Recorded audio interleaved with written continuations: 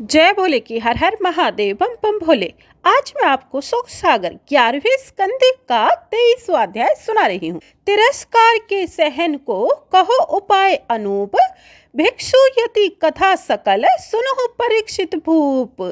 सुनिए, सुखदेव जी बोले, हे राजन, इस प्रकार जब उद्धव ने भगवान से प्रार्थना की तो भगवान उद्धव के वचन की प्रशंसा करके कहने लगे, हे उद्धव, ऐसे साधु इस लोक में बहुत ही कम होंगे जो दुर्जनों की कही हुई दुष्ट वाणी से विचलित न हो। यह है भी वास्तव में ठीक ही, क्योंकि मनुष्य वाणों से विघ्ने पर इतना दुखी नहीं होता है जितना कि निष्ठुर वाणी से अत्यंत दुखी होता है। इस विषय पर मैं तुमको एक महापुण्यकारी प्राचीन इतिहास सुनाता हूँ, जिस इतिहास को कि दुर्जनों से सताए हुए किसी एक भिक्षुक ब्राह्मण ने ही गाया था। उसे तुम सुनो।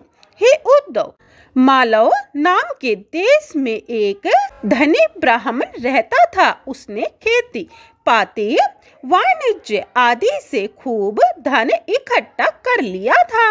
वह ब्राह्मण बड़ा क्रोधी, लोभी और बड़ा ही कंजूस था। उसने अपनी बिरादरी के लोगों को तथा अतिथि अभ्यागतों का कभी बातचीतों से भी सत्कार नहीं किया था।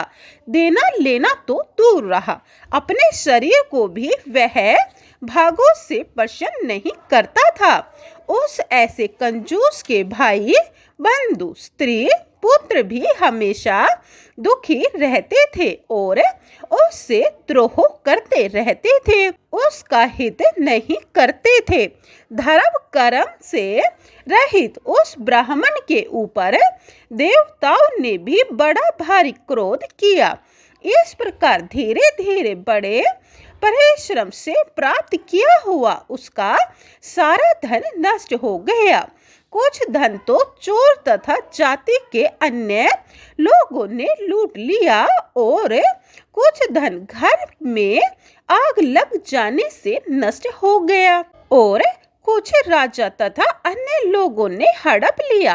इस तरह जब उनका सारा धन नष्ट हो गया, तब अपने ही आदमियों से तिरस्कार पाने पर उसको बड़ी चिंता हुई। इस तरह धन के नष्ट हो जाने से उसे बड़ा भारी पश्चाताप हुआ और पश्चाताप करते करते उसके हृदय में एकदम वैराग्य उत्पन्न होने पर वह अपने ही आप कहने लगा, हाय, मैंने इस धन के लिए व्यर्थ ही अपने शरीर को कष्ट दिया। यह धन न तो धर्म में ही लगा और न इससे मैंने कोई सुख ही भोगे। लोभियों को धन कभी सुखदायक नहीं होता, किंतु दुखदायी ही होता है और अंत में नरक में डालने वाला होता है। थोड़ा सा भी लोभ यश और सद्गुणों को नष्ट कर देता है। पहले तो धन के कमाने में ही बड़ा परिश्रम पड़ता है और फिर उसके बढ़ाने और रक्षा करने में धन के नाश हो जाने का बड़ा डर लगा रहता है कि कहीं नष्ट न हो जाए और फिर उसके खर्च करने में बड़ा दुख मालूम पड़ता है। इसीलिए धन में दुख ही दुख है। चोरी, हिंसा, झूठ, दंभ, काम, क्रोध, घमंड, नशा, वैर, अविश्वास, स्पर्धा, फूट, स्त्री, जुआ, मदिरा, यह 15 अनर्थ बुराइयां धन में रहते हैं। इसीलिए पुरुष अपना कल्याण चाहे तो धन को दूर से ही छोड़ दो। दूसरे स्त्री, पिता, माता, भाई, बंधु, सुहृद आदि सब के सब एक एक कोड़ी के ऊपर ही बिगाड़ बैठते हैं और शीघ्र ही शत्रु बन जाते हैं और फिर सब मित्रता को छोड़कर आपस में एक को एक त्याग देते हैं। अहो, इस लोक में देवताओं से भी प्रार्थना करने योग्य इस ब्राह्मण शरीर को पाकर और उसका कुछ भी ध्यान न करके जो लोग अपने स्वार्थवश इसे खो बैठते हैं वे बड़ी दुर्गति को प्राप्त होते हैं।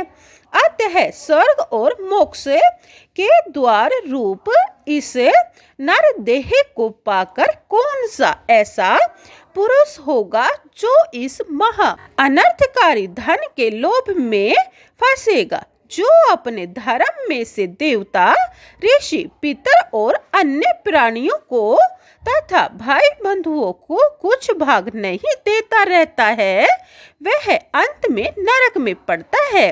धन के कमाने ही कमाने में मेरी इतनी अवस्था और ताकत व्यर्थ ही नष्ट हो गई। अब मैं व्यर्थ हो गया हूँ, अब मैं क्या कर सकता हूँ। इस प्रकार जानता हुआ भी पुरुष धन की लालसा से कलेश पाता रहता है। अतः अवश्य ही यह लोक किसी की माया से मोहित हो रहा है। दूसरे मृत्यु से ग्रसित हुए मनुष्य को धन और कर्म करने से क्या प्रयोजन। मेरे ऊपर तो आज हरि भगवान बड़े ही प्रसन्न हो गए हैं, जिससे आज मैं इस दशा को प्राप्त हो गया हूँ। अब मैं अपनी बाकी की आयु में तपस्या के द्वारा अपने शरीर को सुखा दूंगा। तपस्या करते हुए मेरे ऊपर देवता अवश्य कृपा करेंगे। यदि कोई कहे कि तू तो बूढ़ा हो गया है, इतनी थोड़ी आयु में अब क्या साध करेगा, तो यह बात ठीक नहीं है, क्योंकि राजा खड़वा ने तो 2 घड़ी की तपस्या में ही ब्रह्मलोक प्राप्त कर लिया था। श्री भगवान बोले, उद्धव, वह कंजूस ब्राह्मण ऐसा निश्चय करके सब माया ममता को छोड़कर वैरागी हो गया और इस पृथ्वी पर विचरने लगा। नगर और ग्रामों में दुबक छिपक कर भीख मांगने के लिए जाता था कि मुझे कोई न देख ले, किंतु फिर भी उस अवधूत भिक्षुक का दुर्जन लोग अपमान करने लगे। कोई दुष्ट उसकी लठिया को छुड़ा लेता था और कोई उसके कमंडलों को, कोई उसकी रुद्राक्ष माला को, कोई उसके चीर कथोलियों को छिड़ाकर भाग जाता था। उसे उसकी चीजों को दिखा देते थे और भी दे देते थे, किंतु फिर चिढ़ाकर भाग जाते थे। इस तरह उसे दुष्ट बड़ी बुरी तरह सताते रहते थे। भिक्षा के अंत को ले जाकर जब नदी के तट पर खाने बैठता था तो दुष्ट पापी लोग उसके अन्न पर मूत्र कर देते थे, उसके मस्तक पर थूक देते थे। चुप होने पर उससे बोले की कहते थे।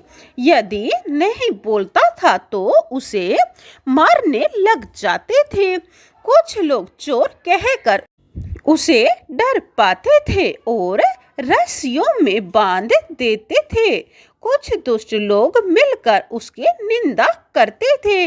अहो, यह धर्म धौजी बड़ा ढीठ हो गया है, इसका सब धन नष्ट हो गया है, इसीलिए इसने अब यह वृत्ति ग्रहण कर ली है। यह बलवान होता हुआ भी चुप्पी से अपना मतलब सिद्ध कर रहा है। इस तरह कहते कहते उसके ऊपर बांध देते थे और कुछ लोग उसे बांध देते थे। इस प्रकार यह ब्राह्मण उन दुखों को अपने कर्मों का भोग समझकर देव द्वारा प्राप्त हुए जानता हुआ किसी से कुछ नहीं कहता था।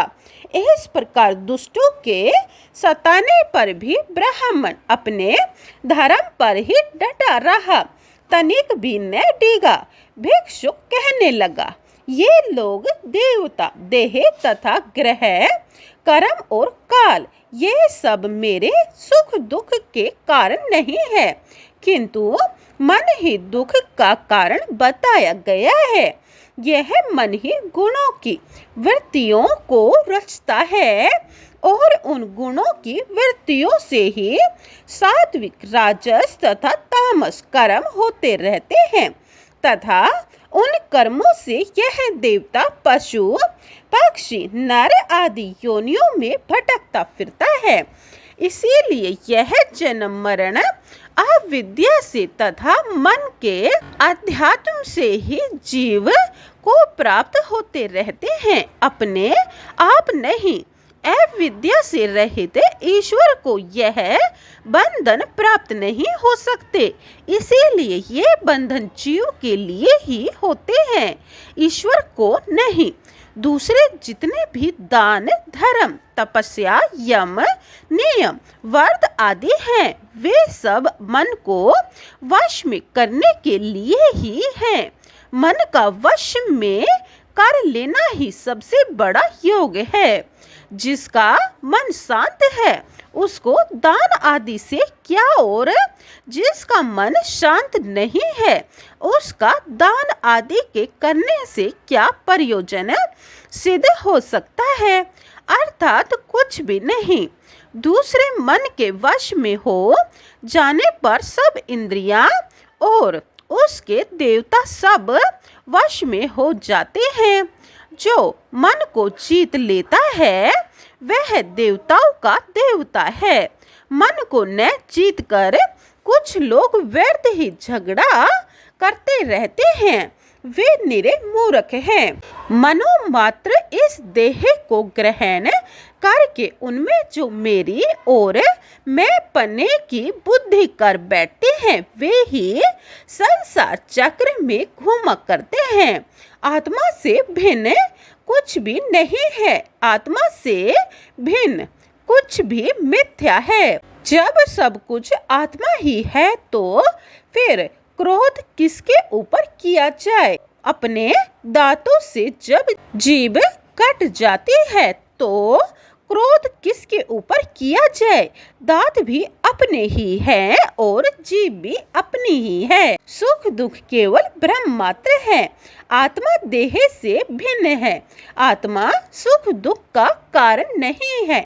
अतः ऋषियों से सेवित इस परमात्मा विष्ठा का आश्रय लेकर मुकुंद भगवान के चरण कमलों की सेवा करके इस अज्ञान को नष्ट करूंगा। श्री भगवान बोले, हे उद्धव, दुष्ट जनों से पीड़ा पाने पर भी अपने धर्म से न डिगता हुआ वह भिक्षुक ब्राह्मण नष्ट धन होकर भी पृथ्वी पर पर्यटन करता हुआ इस गाथा को गाता रहा। हे उद्धव, पुरुष को सुख दुख देने वाला कोई नहीं है। मित्र, शत्रु, उदासीन तथा समस्त संसार की कल्पना झूठी और केवल मन की भ्रमना है। इसीलिए हे उद्धव, सब भाव से मन को वश में करो, मुझ में ही बुद्धि को लगा लो। यही सच्चा योग का उपार्जन है। जो ब्रह्मा निष्ठा में इस भिक्षु गीत को धारण करता या सुनता है अथवा सुनाता है, उसे सुख दुखों से कभी भय प्राप्त नहीं होता। बोलिए ओम नमः भगवते वासुदेवाय। जय श्री कृष्ण की। 23वां अध्याय समाप्तम। जय भोले की 24वां अध्याय यह आप दूसरी वीडियो में सुने। जय भोले की। हर हर महादेव। बम बम भोले।